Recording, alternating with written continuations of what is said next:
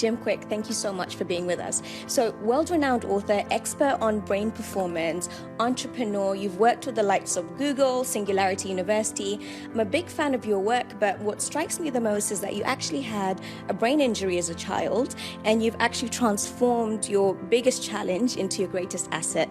Tell us a little, Yeah, thank you. Wow. So I think our struggles could become strengths, that going through challenges in our life leads to changes. That there's a quote in my book, Limitless, that says, life is the letter C between the letters B and D, where B stands for birth and D stands for death, but life is choice. That these difficult times can diminish us, these difficult times can distract us, or these difficult times can develop us. Leaders are readers. That if people have seen me on stages or with certain notable individuals around the world, we bond over books. That I think you read to succeed. And for all of us, I think the commonality between people that are really successful is they are committed to lifelong learning. They learn something new every single day.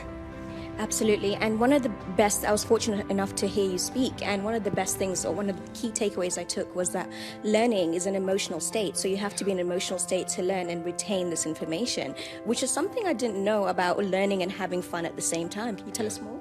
Well, I think a lot of people, if they think about school and sitting in classroom, the emotional feelings that they had was a lot of people, they were confused or they were bored.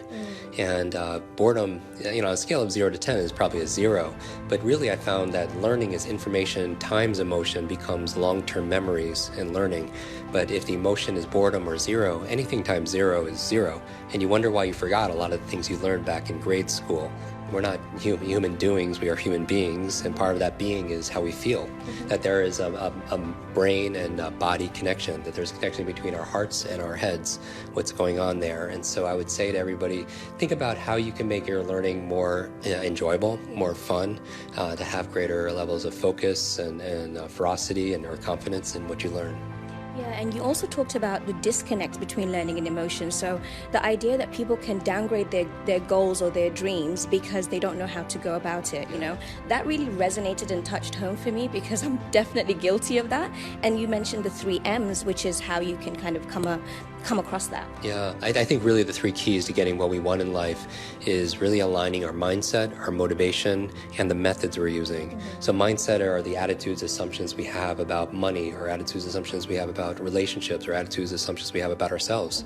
What we believe about ourselves make a big deal. Like you can learn a method on how to read faster, like the things we teach, or learn languages, or give speeches without notes. But if your mindset is, I'm not smart enough, I have a horrible memory, then we're still going to be stuck.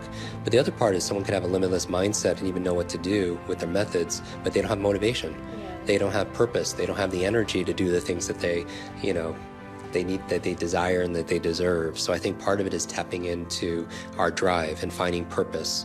I think passion is what lights us up. So learning for me gives me passion. And there are lots of things that give somebody passion. And then how do you translate that passion into purpose is how you light other people up. So learning lights me up, teaching people how to learn lights them up. And that's more of my purpose.